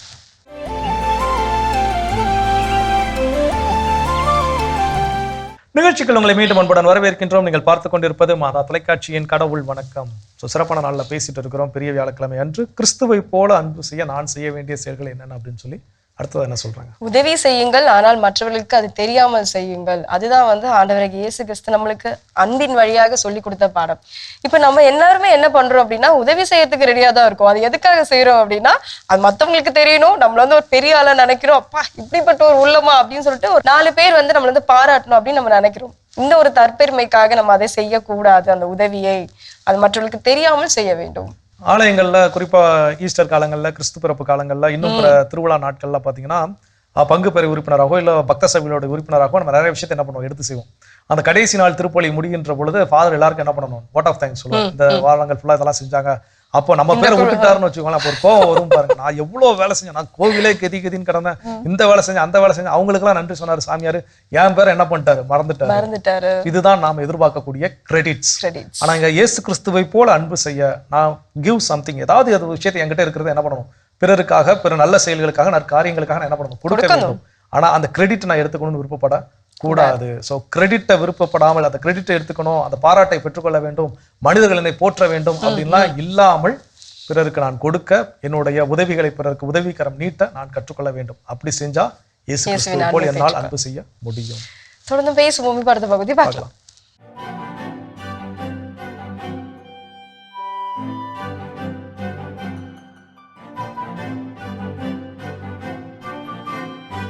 அன்பிற்கினிய மாதா தொலைக்காட்சி சுவைஞர்களே, தமிழினிய நெஞ்சங்களே, வணக்கம்.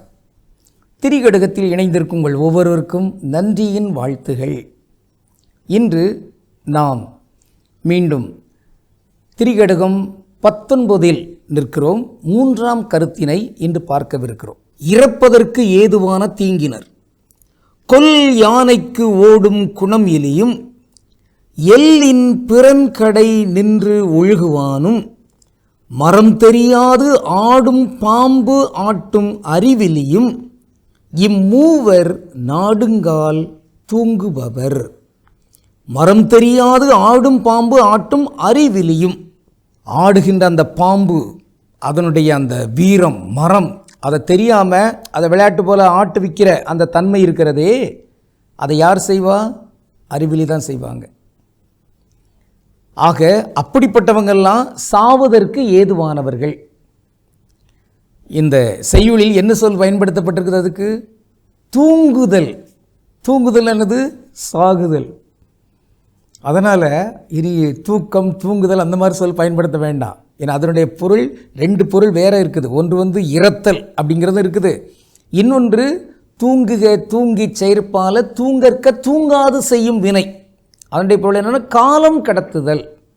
காலம் கடத்தி காலம் நீட்டி செய்ய வேண்டிய செயலை அப்படி செய்யணும், இல்லை காலம் கடத்தாத கூடாத செயலை காலம் கடத்தாமல் செய்யணும் அப்படின்னு வருது. அப்போது தூங்குதல் என்றால் காலம் கடத்துதல், அதோடு இறத்தல், சாகுதல்.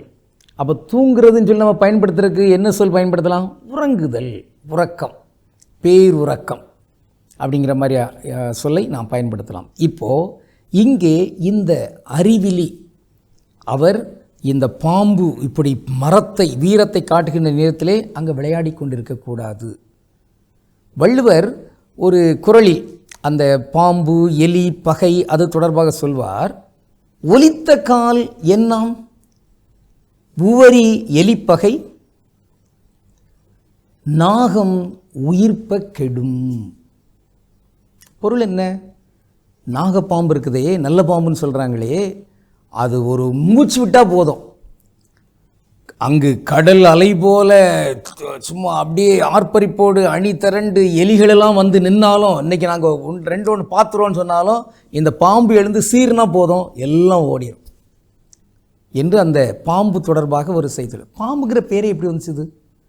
அதாவது அது படம் எடுத்ததை பார்த்த உடனே என்ன சொன்னாங்க? படம் பா பா பா பா பாம்பு அப்படிங்கிற மாதிரி இருந்துச்சு. அது ஒரு காரண பேராக சொல்லுவாங்க.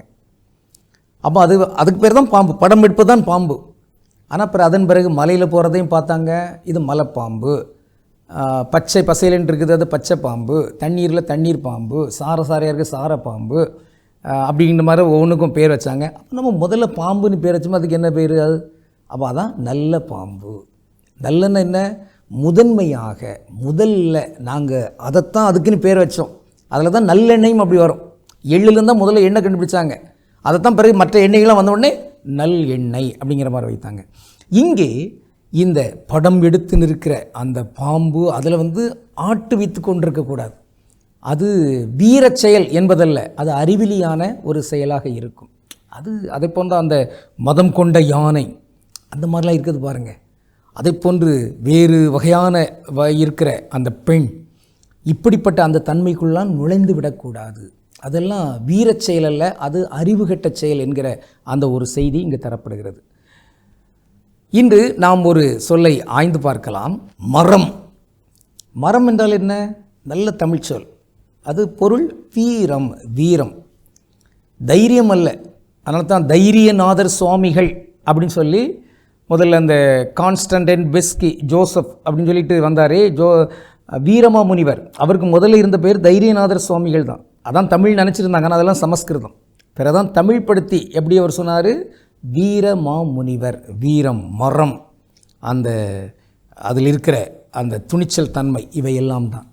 ஆக இதில் நாம் கருத்தாயிருந்து இந்த தமிழ் சொல்லை நாம் அடிக்கடி பயன்படுத்தலாம். இதிலே ஒரு பல்சமய உரையாடல் தன்மையில் ஒரு செய்தியை நம் உள்ளத்தில் பதித்து கொள்ளணும். பாம்பு என்பது அது ஒரு தெய்வத்தின் வடிவமாகவும் பார்க்கப்படுகிறது. அதே வேளையில் சில மதங்களில் பாம்பு என்பது சாத்தானின் வடிவமாகவும் பார்க்கப்படுகிறது. எது எப்படியோ பாம்பு என்பது ஒரு இயற்கை, ஒரு உயிர். அது உழவனுக்கு நண்பன், மண்புழுவை போன்று. ஆனால் அதற்கு பகுத்தறிவு கிடையாது. எனவே அதை மிதிச்சாது கொத்தும், அவ்வளோதான். ஆனால் அது நம்ம மிதிக்காமல் பார்த்துக்கிடணும். எனவே பகுத்தறிவு கொண்டவர்கள் இருக்கிற உயிரினங்கள் எல்லாமே வாழணும், வாழ வைக்கணும், அதற்குரிய தன்மையில் இங்கு இயங்கணும் என்கிற வகையில் நாம் அதற்கு சோதனை கொடுக்கக்கூடாது. அது இப்படி படம் எடுத்துக்கும்போது அங்கே போய் விளையாடிட்டு நிற்கக்கூடாது என்கின்ற அந்த வகையில் எல்லாம் நாம் உண்மையான மரத்தை, வீரத்தை கடைப்பிடிக்க உறுதியேற்றுக்கொண்டு திரியிடம் சொல்கிற செயலில் வழிநடப்போம். கடவுளுக்கு திருவிழமானால் மீண்டும் நாளை திரிகடகத்தில் இணைந்து மகிழ்வோம். நன்றி, வணக்கம். சிறப்பான பகுதி திரிகடுகம் நம்ம பார்த்துட்டோம். இயேசுவை போல் அன்பு செய்ய வேண்டும் நம்மோடு இருப்பவர்களோடு அப்படின்னா நாம் என்னென்ன செய்ய வேண்டும் அப்படின்னு சொல்லிட்டு அவர் வாழ்ந்து காமிச்சிட்டு போயிருக்காரு. அந்த வகையில அடுத்ததான் அடுத்ததா அவர் ரொம்ப அற்புதமா வாழ்ந்து காட்டிய ஒரு விஷயம், நம்ம பல நேரங்கள் கவனிக்க தவறிய ஒரு விஷயம், பல நேரங்கள் அந்த விவிலியத்துல நற்செய்தி நூல்கள் நம்ம வாசித்தோம்னாலும் அதை நம்ம பெருசா பொருட்படுத்தாத ஒரு விஷயம் என்ன அப்படின்னு பாத்தீங்கன்னா, அவர் தேடி தேடி போய் சுகம் அளித்தது யாருன்னு பாத்தீங்கன்னா, யாராலும் தேடப்படாத மனிதர்கள், யாராலும் அறியப்படாத மனிதர்கள். சோ அந்த பெத்சதா குலத்தினர்களை எத்தனையோ ஆண்டுகள், அவர் 30 ஆண்டுகளுக்கு மேலாக என்ன பண்ணார், ஒருத்தர் படுத்த படுக்கையா கிடக்கிறாரு. அந்த குளம் கலங்கும் பொழுது நான் உள்ள இறங்கி என்ன பண்ணணும், அதுல இருந்து நான் சுகம் பெற்றுக்கொள்ளணும் அப்படின்னு சொல்லி எத்தனையோ ஆண்டுகள் என்ன பண்றாரு, காத்துட்டு இருக்காரு.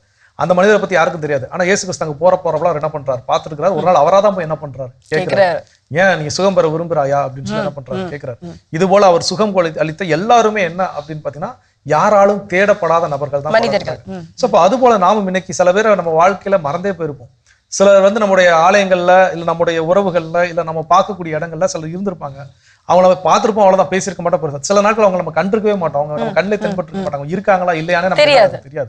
சோ அப்படிப்பட்ட மனிதர்கள்லாம் என்ன ஆகுறாங்க, அவங்களுக்கு யார் இருக்கிறா, உற்ற துணையாக யார் இருக்கிறா, அவங்க சாப்பாட்டுக்கு என்ன பண்றாங்க, தங்கி இருக்கிறது எங்க தங்கி இருக்கிறாங்க, இதெல்லாம் தெரிஞ்சுக்கோங்க. அவங்களோட உட்காந்து பேசுங்க, அவங்களோட நேரத்தை செலவிடுங்க. சோ இதெல்லாம் நாம் செய்கின்ற பொழுது இயேசு கிறிஸ்துவிற்குள் நாம் அன்பு செலுத்த முடியும். செய்வோம், தொடர்ந்தும் பேசுவோம். பார்த்த பகுதி பார்க்கலாம்.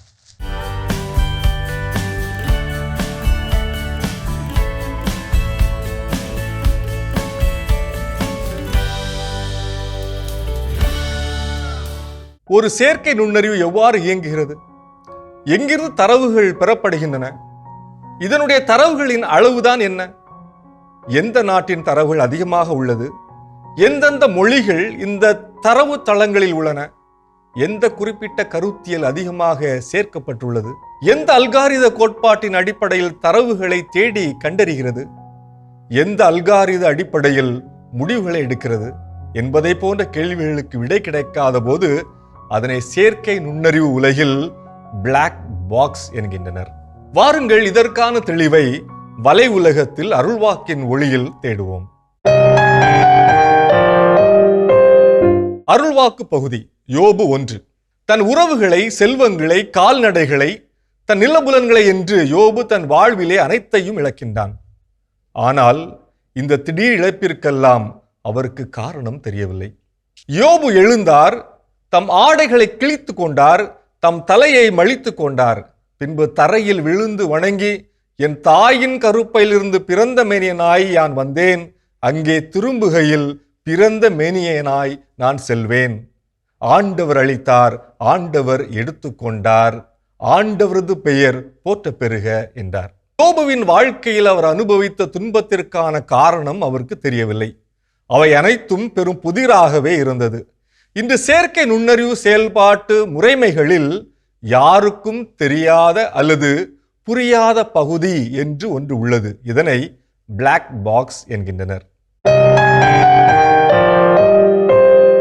பிளாக் பாக்ஸ் ஏஐ என்பது ஒரு ஏஐ அமைப்பு எவ்வாறு ஒரு குறிப்பிட்ட முடிவை எடுத்தது அல்லது ஒரு பதிலை வழங்கியது என்பதை மனிதர்களால் எளிதில் புரிந்து கொள்ள முடியாத நிலையை குறிக்கிறது. சுருக்கமாக சொன்னால், உள்ளீடு அதாவது இன்புட் மற்றும் வெளியீடு அவுட்புட் தெரியும், ஆனால் உள்ளே நடக்கும் தர்க்கம் அதாவது லாஜிக் மர்மமாகவே இருக்கும். செயற்கை நுண்ணறிவு ஏற்படுத்துகின்ற பிளாக் பாக்ஸ் பிரச்சனையை பற்றி தெரிந்து கொள்ள வேண்டுமெனில் அது எப்படி இயங்குகிறது என்பதையும் நாம் தெரிந்து கொள்ள வேண்டும். செயற்கை நுண்ணறிவின் அடிப்படையே இயந்திர கற்றல் அதாவது மெஷின் லேர்னிங் எனலாம். இம்முறையின்படி ஓர் இயந்திரம் தனக்கு கொடுக்கப்பட்ட தரவுகளை முழுமையாக கற்றறிந்து கொண்டு அத்தரவுகளுக்குள் கேட்கப்படும் கேள்விகளுக்கு புகைப்பட வடிவிலோ, காணொளி வடிவிலோ அல்லது எழுத்து வடிவிலோ பதில் தருகிறது. கொடுக்கப்படும் தரவுகள் பெரிதாக இருந்தால் பதில்களின் நம்பகத்தன்மையும் அதிகமாக இருக்கும். கொடுக்கப்படும் தரவுகள் அமெரிக்காவை சார்ந்ததெனில் அது தரும் தரவுகளும் அமெரிக்கா வாசம் கொண்டதாக இருக்கும். செயற்கை நுண்ணறிவு தொழில்நுட்பம் அமெரிக்கா போன்ற வளர்ந்த நாடுகளின் தொழில்நுட்ப கூடங்களில் உருவாக்கப்படுவதால் இயல்பாகவே இத்தாலியில் உள்ள பைசாவின் சாய்ந்த கோபுரம் போல மேற்கு நாடுகள் பக்கமாக அதனுடைய சார்பு தன்மையும் சாய்ந்தே நிற்கிறது. இதனாலேயே செயற்கை நுண்ணறிவு வழியாக பெறப்படும் தரவுகளின் உண்மைத்தன்மை கேள்விக்கு உள்ளாக்கப்படுகிறது. இத்தகைய அடிப்படையும் அணுகுமுறையும் இந்தியா போன்ற வளரும் நாடுகளுக்கு பெரும் சவாலாகவே இருக்கிறது. கச்சா எண்ணெயை மையமாக கொண்டு உலக போர்கள் உருவானது போல பெரும் தரவுகள், அதாவது பிக் டேட்டாவை மையப்படுத்தி நாடுகளுக்கிடையே சண்டைகள் உருவாகும் அபாயம் இருப்பதாக அறிஞர்கள் தெரிவிக்கின்றனர். பெரும் தரவு தொகுப்பின், அதாவது பிக் டேட்டா செட், இதனுடைய முக்கியத்துவம் அறிந்து இந்தியாவின் மின்னணு மற்றும் தகவல் தொழில்நுட்ப அமைச்சகம் மேற்கொண்டுள்ள முயற்சியின் அடிப்படையில் இந்தியாவிற்கான தரவு தொகுப்பு நேஷனல் டேட்டா செட் ஒன்று உருவாக்கப்படுவதற்கான முயற்சி மேற்கொள்ளப்பட்டு வருகிறது. AI கோஷா என்னும் இந்தியாவிற்கான இத்தரவு தொகுப்பு பல்வேறு இந்திய துறைகளின் தரவுகளை அடிப்படையாக கொண்டு அமைக்கப்படும் என்று தெரிவிக்கப்பட்டுள்ளது. அரசோ அல்லது தனியார் நிறுவனங்களோ யாராக இருந்தாலும் பெரும் தொகுப்பை கொண்டு செயற்கை நுண்ணறிவு மென்பொருளை வடிவமைத்திருந்தாலும் அதன் செயல்பாட்டு முறைமையை அதனை பயன்படுத்தும் பயனர்களுக்கு விரிவாக விளக்கி கூறும் தன்மை என்பதே அறநெறியாகும். ஒரு AI ஆர்டிஃபிஷியல் இன்டெலிஜென்ஸ் பதிலை அளிக்கும் போது அதை அப்படியே ஏற்காமல் அந்த முடிவுக்கு அது எப்படி வந்தது என்ற விளக்கத்தை கேளுங்கள். உதாரணமாக, இந்த தகவலை எந்த ஆதாரத்தின் அடிப்படையில் கூறினாய், அல்லது இதற்கான தர்க்க ரீதியான காரணங்களை ஒவ்வொன்றாக விளக்கு என்று கேட்கலாம். தொழில்முறை தேவைகளுக்கு AI பயன்படுத்தும் போது எக்ஸ்பிளைனபிள் AI என்ற வசதி கொண்ட மாடல்களை தேர்ந்தெடுக்கவும். இவை தங்களின் முடிவுகளுக்கான காரணங்களை வரைபடங்கள் அல்லது தரவுகள் மூலம் விளக்கக்கூடியவையாக இருக்கும். ஒரே கேள்வியை வெவ்வேறு நிறுவனங்களின், எடுத்துக்காட்டாக ஜெமினை, ChatGPT, கிளாட் இத்தகைய கருவிகளிடம் கேட்டு பாருங்கள். அனைத்தும் ஒரு மாதிரியான பதிலை வழங்குகிறதா அல்லது முரண்படுகிறதா என்பதை பொறுத்து அந்த தகவலின் நம்பகத்தன்மையை நாம் உறுதி செய்யலாம். பிளாக் பாக்ஸ் AI-யால் ஏற்படும் பாரபட்சமான முடிவுகளை கண்டறிய மனித மூளையின் பகுத்தறிவு என்பது மிக மிக அவசியம். கடைக்கு சென்று ஒரு உணவுப் பொருள் வாங்குகிறோம் எனில் அந்த உணவுப் பொருள் எங்கு தயாரிக்கப்படுகிறது, என்னென்ன பொருட்கள் அதில் சேர்க்கப்படுகின்றன என்பன போன்ற தெளிவுகளை அப்பொருளை உருவாக்கும் நிறுவனம் விளக்கி கூறுவதும் அதனை அறிந்து கொள்வதும் அதனை பயன்படுத்துபவரின் உரிமை என நான் நினைக்கிறேன். யோபு எதற்காக இத்தனை வேதனைகளை எதிர்கொண்டார் என்பது கடவுளின் திட்டம் என்பதால் அவருக்கு அது புரியாத புதிராக இருந்திருக்கலாம். ஆனால் மனித திட்டங்கள் மனிதனுக்கு தெரியாமல் போகக்கூடாது. செயற்கை நுண்ணறிவு காலத்தின் கட்டாயம் என்றாலும் அதன் அல்காரிதத்தின் செயல்பாடு, அதன் பெரும் தரவுகளின், அதாவது பிக் டேட்டா செட், இதனுடைய விபரம், அதனை பயன்படுத்தும் சாமானிய மனிதனுக்கும் விளக்கி கூறப்பட வேண்டும் என்ற குரல் மட்டும் தொடர்ந்து உலகின் ஏதோ ஒரு ஓரத்தில் ஒலித்துக் கொண்டே இருக்கிறது. இது வலை உலகம் 360 டிகிரி டிஜிட்டல் உலகிற்கான உங்கள் அகராதி. அருமையான வலையுலகம் 360 டிகிரி பார்த்தாச்சு. அதோட இன்னைக்கு பேசிட்டு இருக்கிறோம் இயேசு கிறிஸ்துவை போல் அன்பு செய்ய நான் செய்ய வேண்டிய செயல். அடுத்ததா என்ன சொல்றாங்க? வார்த்தைக்கு உயிர் உண்டு அப்படின்னு சொல்லிட்டு ஆண்டவராகிய இயேசு கிறிஸ்து சொன்னதுதான். அதே மாதிரி நம்ம என்னதான் கோபத்துல இருந்தாலும், நம்ம வாழ்க்கையில என்னதான் பெரிய பிரச்சனைகள் நடந்தாலும், நம்முடைய அந்த வார்த்தைகளுக்கு ஒரு அடக்கம் வேண்டும் அப்படின்றது. சோ நம்ம பேசுறப்போ அதை ரொம்ப ஜென்டலா, ரொம்ப நேர்மையா அதை பேச வேண்டும். கண்டிப்பா அது பண்போடு இருக்க வேண்டும். அதான் நான் கோவத்துல பேசிட்டு நான் கோவத்துல சொல்லிட்டேன், என்ன பண்றது, அதுக்கப்புறம் இந்த சாரி கேட்டு அதுல என்ன பயன் இருக்கு இல்லையா? கண்டிப்பா. சோ அப்போ கோவத்துல நான் இதை சொல்லிட்டேன் அப்படின்னு எந்த விஷயமும் நாம் சொல்ல கூடாது. நம்ம கோபத்தில் இருக்கின்ற பொழுது உணவுப் பொருள் எது, மற்ற பொருள் எது நமக்கு நல்லா தெரியும். உணவு மட்டும் தான் என்ன பண்ணுவோம், தேர்ந்தெடுத்து சாப்பிடும். மற்றது எதை சாப்பிடக்கூடாது நமக்கு நல்லாவே தெரியும். எனக்கு அதை தின்னுட்டு நான் கோவத்துல தின்னுட்டு நம்ம என்ன பண்ண மாட்டோம், சொல்ல போறது கிடையாது. அப்போ எப்படி கோபத்துல இருக்கக்கூடிய வார்த்தைகளை மட்டும் எனக்கு என்னை அறியாமல் வந்துருச்சு நம்ம எப்படி சொல்ல முடியும்? அது ரொம்ப ரொம்ப தவறான ஒன்று. அப்போ நான் இயேசு கிறிஸ்துவை போல அன்பு செய்ய வேண்டும் என்றால் கோபப்பட வேண்டிய இடங்களில் கோபப்பட வேண்டும். அந்த கோபத்தில் கூட என்னுடைய வார்த்தைகளை கனிவோடு நல்ல சொற்களை பயன்படுத்தி அந்த கோபத்தை நான் வெளிப்படுத்த வேண்டும். இன்னும் என்ன கற்றுக்கொள்ள போகிறோம்ன்றது தொடர்ந்து பேசலாம். இப்ப அடுத்த பகுதி பார்க்கலாம்.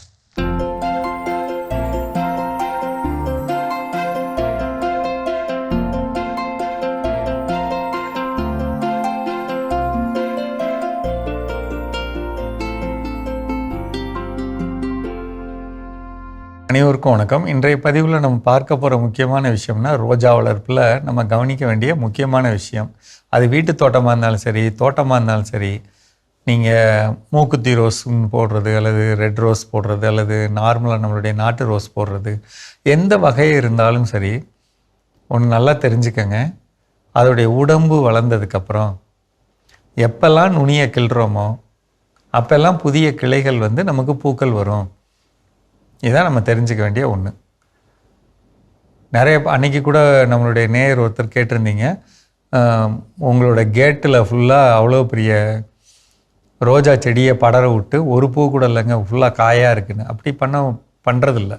பொதுவாக வந்து ரோஜாவை அப்படி பண்ணணும்னு முடிவு பண்ணாலுமே அதில் இருக்கக்கூடிய பொய்க்கிளைன்னு இருக்கும். அதாவது தரையில் இருக்க தண்டுலேருந்து ஒரு சில ரொம்பவும் ஸ்ட்ராங்காக பச்சை பசேன்னு இருக்கக்கூடிய வகையிலான தண்டு வரும். அதை கண்டுபிடிச்சு அடியோடு வெட்டணும்.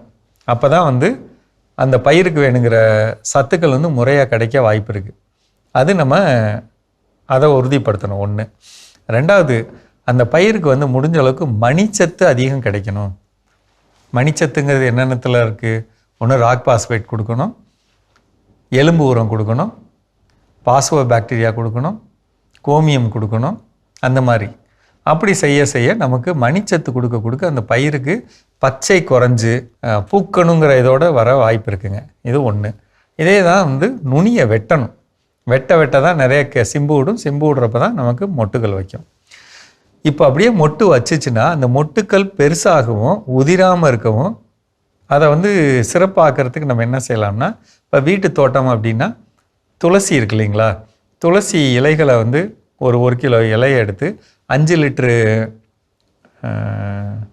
கோமியம் இருக்கு இல்லைங்களா, 5 லிட்டர் கோமியத்தில் ஒரு கிலோ அளவுக்குள்ள துளசி இலையை அரைச்சி உள்ளே போட்டுக்கலாங்க. போட்டு ஊற வச்சுட்டு இதுலேருந்து 10 லிட்டருக்கு 1/2 லிட்டர் கலந்து அடிக்கலாம். அல்லது 5 லிட்டரு நம்ம தேங்காய் உடைச்ச தண்ணி இருக்குது பார்த்தீங்களா, அந்த தண்ணி 5 லிட்டருக்குன்னா அதில் அந்த 1 கிலோ துளசி இலையை அரைச்சி உள்ளே போட்டதை நம்ம ஒரு நாள் கழித்து வடிகட்டி 10 லிட்டருக்கு 1/2 லிட்டர், அதாவது 1 லிட்டருக்கு 50 மில்லி அப்படி கலந்து தெளிக்கலாம். இலையே உதிராதுங்க, நீங்கள் செஞ்சு பார்க்கலாம். அதாவது அதோட இதழ்கள் உதிராது, நல்லா ஸ்ட்ராங்காக இருக்கும். இப்படி பண்ணி பார்க்கலாம். அடுத்த முக்கியமானது முட்டை எலுமிச்சை கரைசல் கொடுக்கறது. முட்டை எலுமிச்சை கரைசல்னால் என்ன? ஒரு பாட்டிலில் ஒரு 10 முட்டையை அடுக்கிக்கணும். அது தலை தட்டுற அளவுக்கு எலுமிச்சை சாறு எடுத்து, நல்லா சாறு எடுத்து அந்த தலை தட்டுற அளவுக்கு போட்டுக்கணும். அப்படி வச்சுக்கிட்டு மூடி வச்சுட்டோம்னா ஒரு வாரம் அது என்ன ஆகும்னா அந்த முட்டையெல்லாம் அப்படியே கரைஞ்சி நூல் இதாகிடும். ஒரு வாரம் கழிஞ்சு அந்த மூடியை திறந்துட்டு ஒரு குச்சி வச்சு இருக்கிறத நல்லா அடித்து விட்டுறலாங்க. அடித்து விட்டு ஒரு 1/2 கிலோ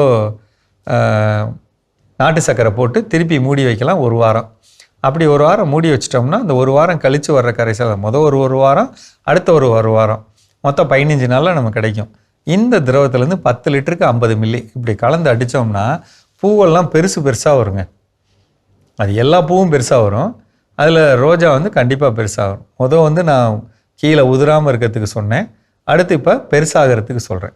இந்த 2 காரியத்தை பண்ணால் வீட்டு தோட்டமாக இருந்தாலும் சரி, தோட்டங்களாக இருந்தாலும் சரி, ரோஜாவோட வளர்ப்பு வந்து சிறப்பாக வளர வாய்ப்பு இருக்குது. இந்த ரோஜாவோட வளர்ப்பை பொறுத்தளவில் தரையில் ஒவ்வொரு மாதமும் நம்ம சாணத்தை தூளாக்கி கையில் வச்சுக்கணுங்க.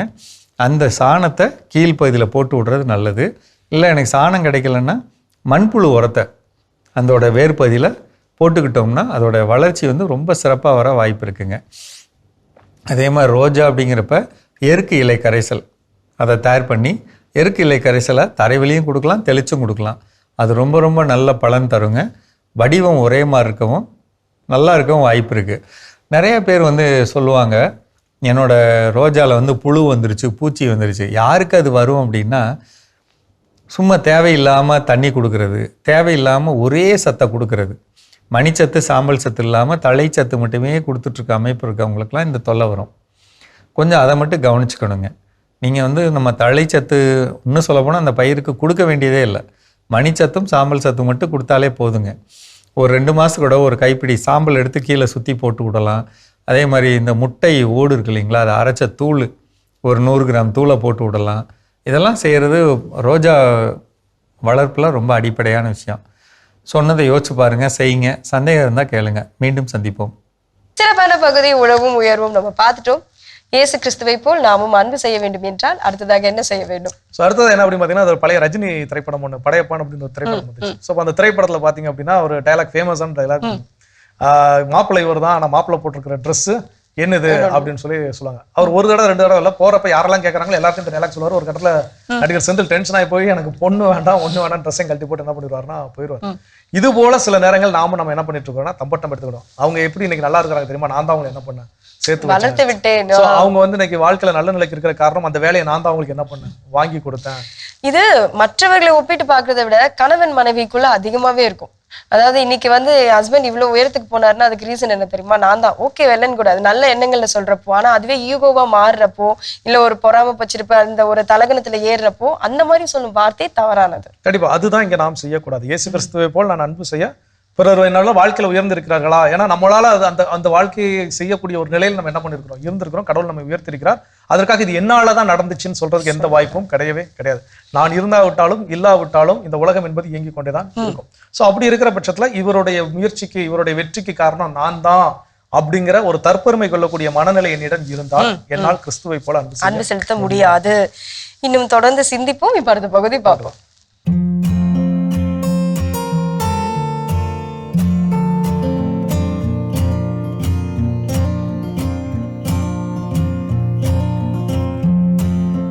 உலகெங்கும் மாதா தொலைக்காட்சிக்கு வணக்கம்.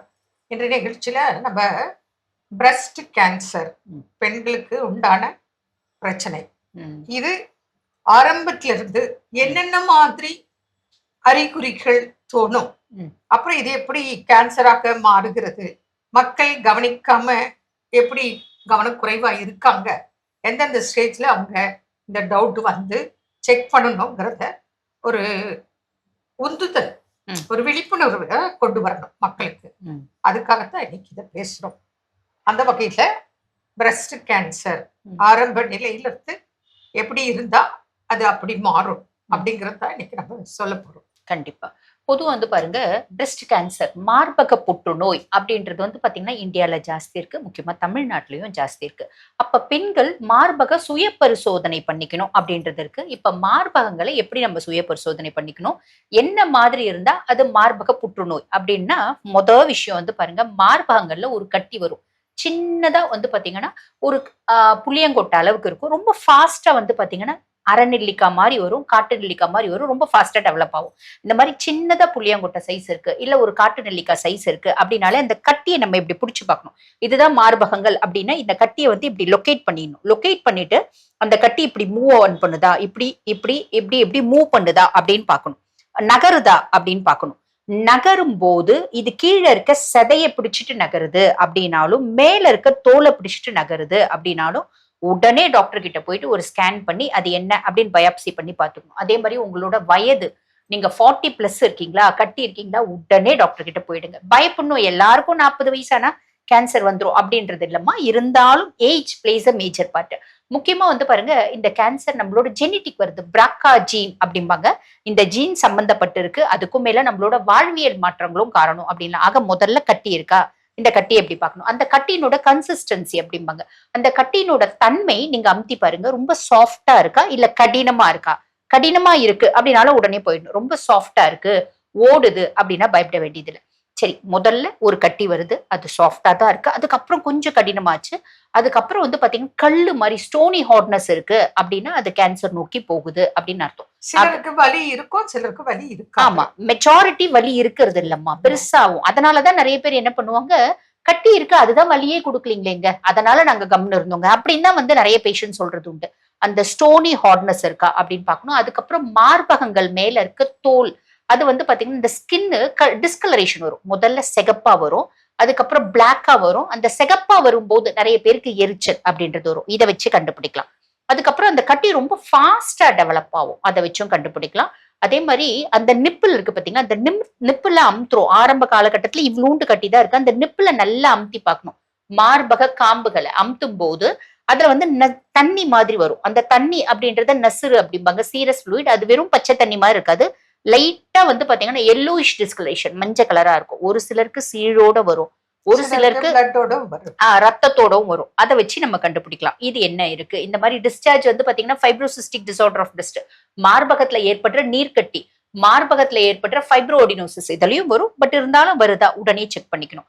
அதுக்கப்புறம் வந்து பாருங்க, அக்கிள் பகுதி அப்படின்னு சொல்லுவாங்க பாத்தீங்களா, ஆக்சிலரி ரீஜன். ஆக்சிலரி ரீஜன் நம்ம இப்படி பால்பேட் பண்ணி பார்க்கும்போது நெறிக்கட்டி இருக்கா அப்படின்றதும் பார்க்கணும். ஓகேங்களா, இதை வச்சு கண்டுபிடிக்கலாம்.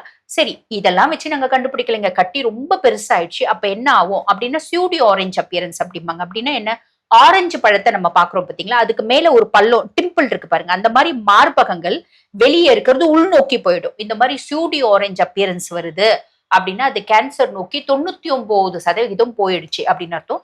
இந்த சியூடி ஆரஞ்சு அப்பியரன்ஸ் வரைக்குமே வந்து பாத்தீங்கன்னா அது வலியும் வேதனையும் கொடுக்கறது இல்ல, ரொம்ப ரேரா ஒரு சிலருக்கு தான் வலி கொடுக்குது. என்ன இருந்தாலும் நீங்க இந்த பரிசோதனை இந்த மாதிரி குறிகளை பார்த்தே நம்மளுக்கு கார்சினோமா பிரஸ்ட் இருக்கு அப்படின்னு கண்டுபிடிச்சிக்கலாம். கார்சினோமா பிரஸ்டும் முழுக்க முழுக்க குணமாக கூடியதுதான் கரெக்ட் டைம்ல நம்ம வைத்தியம் அப்படின்னு எடுத்தா இல்லைங்களா.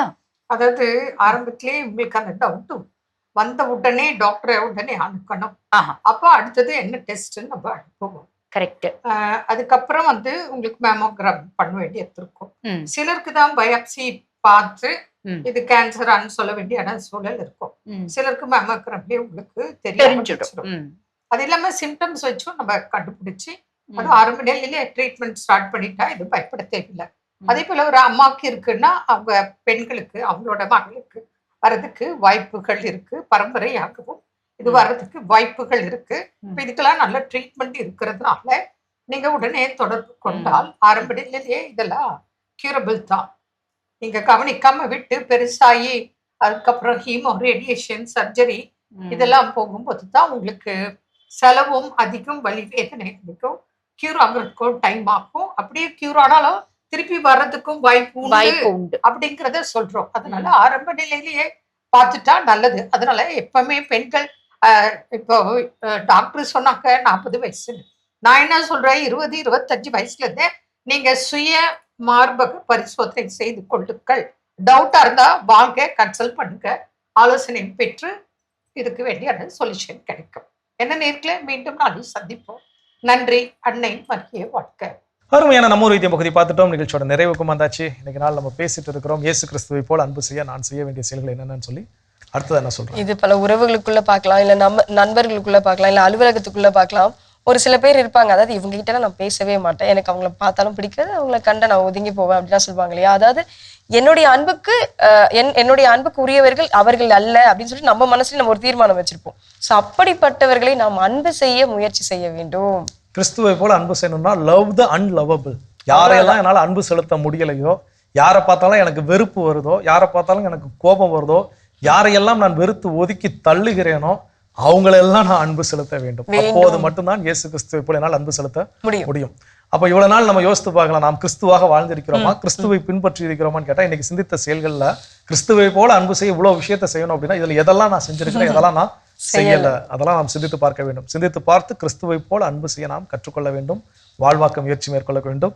ஸோ சிறப்பான சிந்தனை கொடுத்த கடவுளுக்கு நன்றி சொல்லி இன்னைக்கு நாளில் யார் யார் திருமண நாள் பிறந்த நாள் கொண்டாடுறாங்கன்னு பார்க்கலாம். அதுலேயும் குறிப்பாக இன்னைக்கு கும்பகோணம் மறை மாவட்டத்தினுடைய ஆயர் மேதகு ஜீவானந்தம் அவர்கள் அவருடைய பிறந்த நாள் இன்னைக்கு கொண்டாடுறாரு. அன்பு ஆயர் அவருக்காக நாமளும் ஜெபிக்கலாம், அன்பர்களையும் ஜெபிக்க சொல்லி கேட்டுக்கலாம். கண்டிப்பா அவரோடு இணைந்து இன்னைக்கு யாரெல்லாம் விழா கொண்டாடுறாங்க பார்க்கலாம்.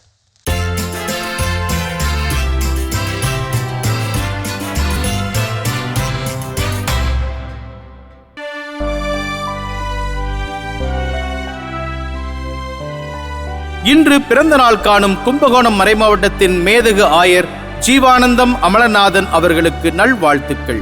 பல்லாண்டு வாழ்ந்து பார்வோற்றும் அளவிற்கு இறையரசின் விழுமியங்களை கட்டி எழுப்பும் சிறந்த ஆயராய் பணியாற்றிட மாதா தொலைக்காட்சியின் வாழ்த்துக்களும் ஜெபங்களும்.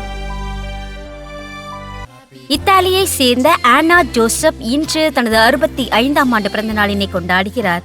இவரை வாழ்த்துபவர்கள் கணவர் ஜோசப், மகள் மிரியம், மருமகன் ஸ்டீவ், அக்கா, மச்சான்கள், மச்சாள், குடும்பத்தினர், உறவினர்கள் மற்றும் நண்பர்கள். விவியன் ரிச்சர்ட் இன்று தனது 2ஆம் ஆண்டு பிறந்த நாளினை கொண்டாடுகிறார். இவரை வாழ்த்துபவர்கள் அப்பா ஜோசப், அம்மா அஸ்வினி, தாத்தா இருதயராஜ், பாட்டி ஸ்டெல்லா ராஜ், கொள்ளுப்பாட்டிகள் Rosy, Mary Josephine, Jayamary, Sheela Mary, Beulah David, Jovian, Jude, குடும்பத்தினர், உறவினர்கள் மற்றும் நண்பர்கள். நிராலினி ரெனிட்டா இன்று தனது 1ஆம் ஆண்டு பிறந்த நாளினை கொண்டாடுகிறார். இவரை வாழ்த்துபவர்கள் அப்பா, அம்மா, தாத்தா, பாட்டி, குடும்பத்தினர், உறவினர்கள் மற்றும் நண்பர்கள். அஜிஷ் இன்று தனது பிறந்த நாளினை கொண்டாடுகிறார். இவரை வாழ்த்துபவர்கள் அப்பா, அம்மா, Antony Sami, Jesinthal, Kosi, Lawrence, Charles, Salome, Tarcisius, Trinita, Michaline, Hardin, Sheldon, Alvin, Moses, Jayam, குடும்பத்தினர், உறவினர்கள் மற்றும் நண்பர்கள். மிக சிறப்பான விழாக்களும் நம்ம பார்த்துட்டோம். இன்றைய நாள் யாரெல்லாம் திருமண நாள், பிறந்த நாள் கொண்டாடுறாங்களோ அவங்க எல்லோருக்குமே நம்முடைய வாழ்த்துக்களை தெரிவிச்சுக்கலாம். அது மட்டும் இல்லாம அவங்களுக்கான சிறப்பான இறையாசிர் காத்துட்டு இருக்கு, பார்க்கலாம்.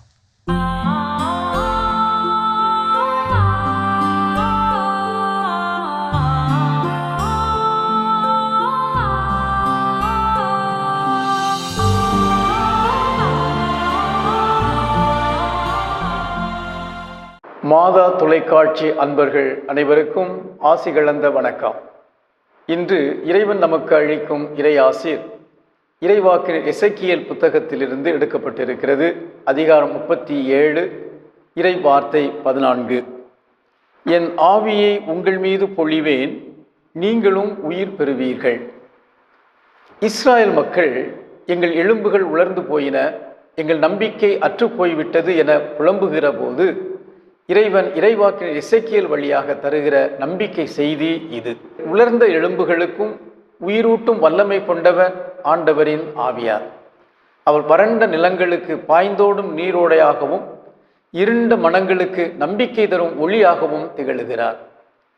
நேற்றைய பிரச்சனைகள் நமது இன்றைய நாளின் நம்பிக்கையை அழித்து விடாமல், அன்றாட பிரச்சனைகளால் நாம் நடைபிணங்களாக மாறிவிடாமல் உயிர் தரும் ஆவியின் துணையினை நாடுவோம்.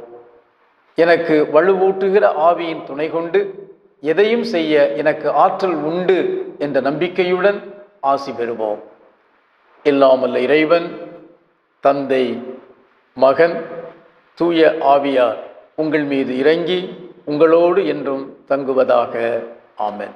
மிகச்சிறப்பு. நம்ம அன்பு ஆயரோட இறையாசர் நம்ம அனைவருக்கும் நிறைவா கிடைச்சிருக்குது. இந்த மகிழ்ச்சியான நாளில், மகிழ்ச்சியான தருணத்தில் நாம் கற்றுக்கொண்ட ஒரு சிறப்பான பாடம் இந்த பெரிய வியாழன் அன்று நாம் நம்முடைய வாழ்க்கையில் கிறிஸ்துவை போல அன்பு செய்ய நாம் செய்ய வேண்டிய செயல்கள் என்னென்ன அப்படின்னு சொல்லி இன்னைக்கு அந்த நாள் நமக்கான ஒரு அழைப்பை என்ன பண்ணுது.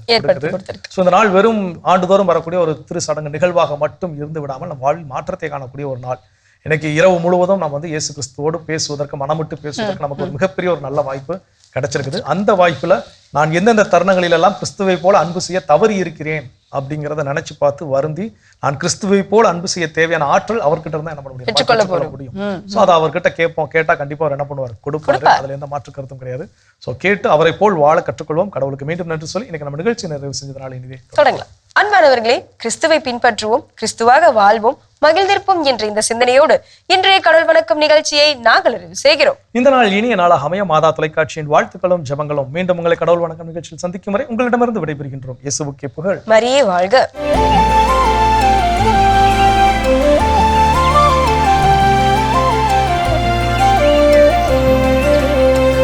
நீ ஆர்ட்ஸ் தானடா படிச்ச, எப்படி ஐடில வேலை பார்க்குற? எந்த டிகிரினாலும் பரவாயில்லண்ணா. சென்னையில் இருக்க எஸ்எல்ஏ ஐடி ட்ரைனிங் இன்ஸ்டியூட் தான் நான் ட்ரைனிங் எடுத்தேன். மாதம் 30,000 சம்பாதிக்கிறேன். சூப்பர்டா. For IT training and placement, contact 8870767784.